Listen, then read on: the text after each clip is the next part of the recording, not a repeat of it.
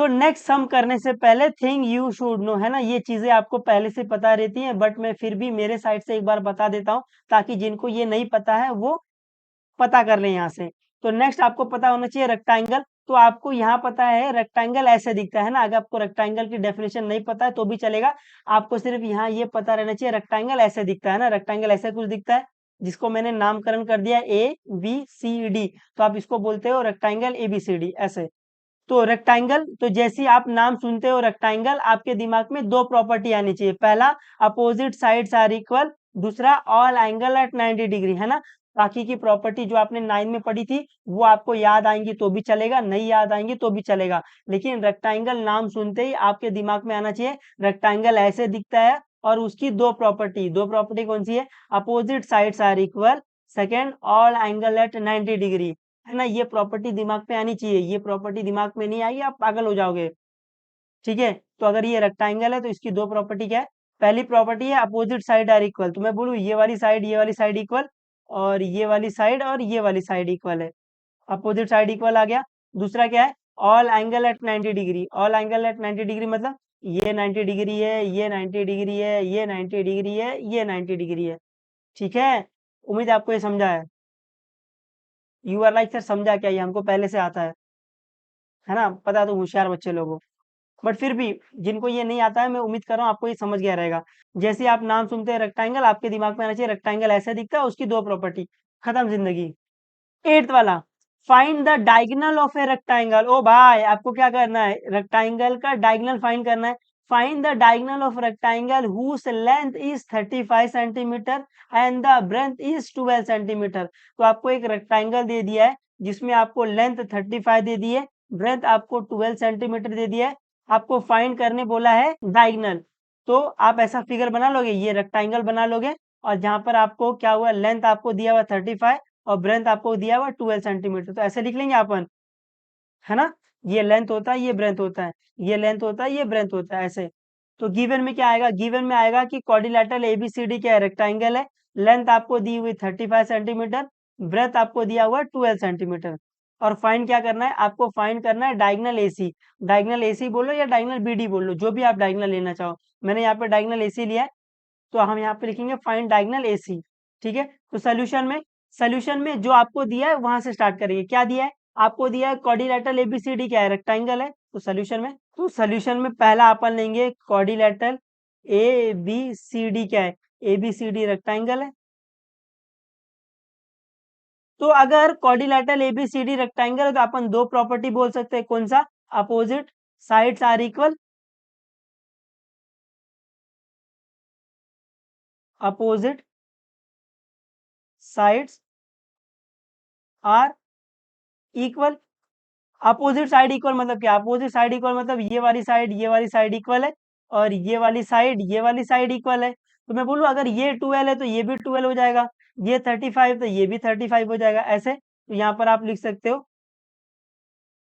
A B is equal to C D, जिसकी value 12 आ जाएगी, और यहाँ पे लिख सकते हो आप B C is equal to A D which is equal to 35, है ना। उम्मीद आपको ये समझा है। सेकंड प्रॉपर्टी क्या है, सेकंड प्रॉपर्टी है all angle at 90 degree, all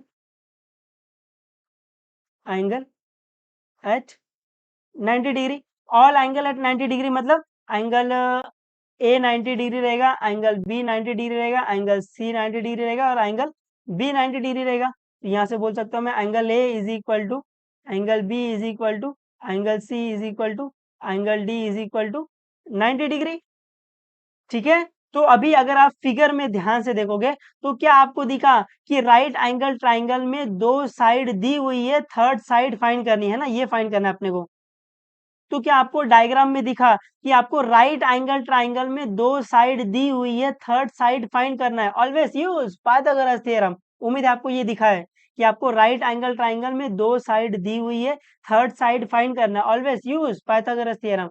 Pythagoras theorem क्या है, hypotenuse square is equal to side square plus side square, ठीक है। तो अभी अपन यहाँ पर पाइथागोरस थ्योरम लगाएंगे जिससे आपको एसी मिल जाएगा। उम्मीद है आपको ये लॉजिक समझा है। तो यहाँ पर सेकंड में अपने को फाइंड करना था डायगोनल डायगोनल एसी फाइंड करना था, तो अपने को दिखा राइट एंगल ट्राइंगल में दो साइड दी हुई है, थर्ड साइड फाइंड करनी, ऑलवेज यूज पाइथागोरस थ्योरम। तो इन ट्राइंगल ए बी सी, जहां पर एंगल बी क्या है, एंगल बी 90 डिग्री है। तो ये स्टेटमेंट लिखने का मतलब भी आप बता रहे हो कि ट्राइंगल ए बी सी क्या है, राइट एंगल ट्राइंगल है। तो देयरफॉर बाय पाइथागोरस थ्योरम में क्या बोल सकता हूँ,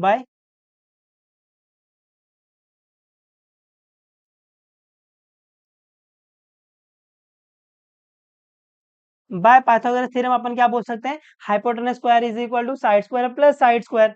तो इस ट्राइंगल में आप पाइथागोरस थ्योरम लगाओ, क्या आएगा, ये आ जाएगा A C square is equal to A B square plus B C square. अभी जिस जिस की वैल्यू पता है वो डाल दो। ए सी पता है, नहीं ये तो फाइंड ही करना है, तो ये आ जाएगा A C square. A B पता है, ए बी कितना है, ए बी आपका 12 है, तो ये आ जाएगा 12 स्क्वायर प्लस बी सी पता है बिल्कुल, ये क्या आ जाएगा 35 स्क्वायर।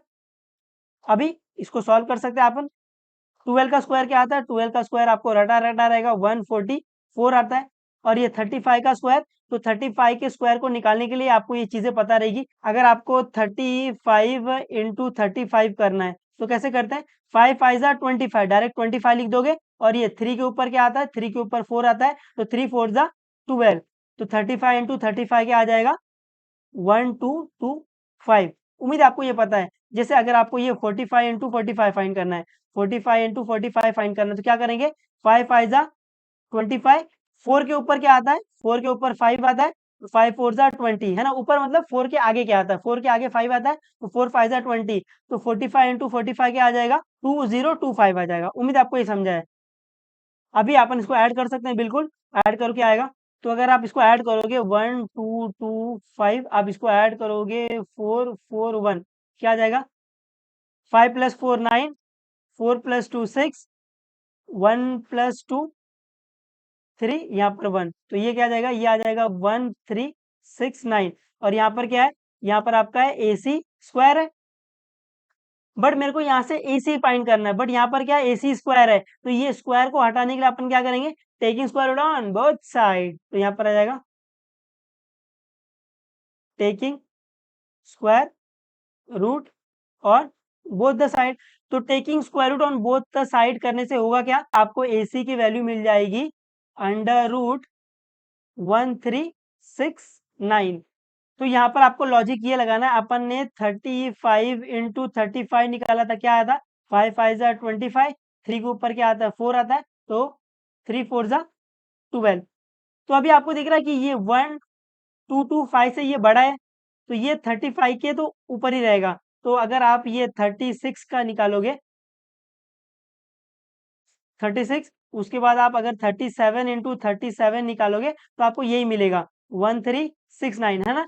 जब भी आपका फैक्टर नहीं निकलता, जैसे ये 1369 का आप फैक्टर नहीं कर सकते इसको, तो जब भी फैक्टर नहीं निकलता है तो वो है ना ऑड नंबर का स्क्वायर होता है। तो ये 37 का स्क्वायर जब आप करोगे, ये ऑड नंबर है, ऑड नंबर का जब आप स्क्वायर करोगे तो आपको ये मिल जाएगा। ऑड नंबर में भी ये जो 37 वाला आता है ना, ये 7, 17, 27 या फिर ये 37, जिसका फैक्टर नहीं निकलता, ये 27 का तो फैक्टर निकल जाएगा, ये 37, 37 का फैक्टर नहीं आता है, 17 का फैक्टर नहीं आता है ना। ये 17 को आप 1 इंटू 17 लिख सकते हो, बाकी आप इसको तोड़ नहीं सकते हो। 27 को हालत तोड़ सकते हो, 37 को भी आप 1 इंटू 37 ही तोड़ सकते हो, बाकी और किसमें तोड़ नहीं सकते हो।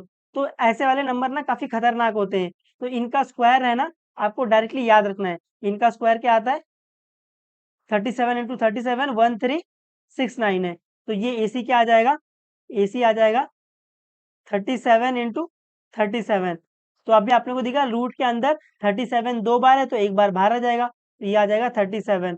और यूनिट क्या दिया हुआ है, सेंटीमीटर। तो AC क्या आ गया, AC आपका आ गया 37 सेंटीमीटर, है ना। उम्मीद है आपको ये समझा है ना। मैं बिल्कुल मान रहा हूँ, यहाँ पर अगर आपको ये पता नहीं होता कि ये 37 इंटू 37 का स्क्वायर है, तो आप यहाँ फंस जाते। जब आप फंस जाओ सब में और इसका फैक्टर नहीं आ रहा ना, ये समझ जाना ये कोई है ना ऑड नंबर का स्क्वायर है। ऑड नंबर वो भी कौन सा, जिसका फैक्टर नहीं आ रहा है। जैसे ये 7 को आप लिख सकते हो 1 इंटू 7 लिख सकते हो, बाकी आप 7 को किसी और नंबर में नहीं तोड़ सकते हो। जैसे ये 17 को भी आप 1 और 7 में तोड़ सकते हो।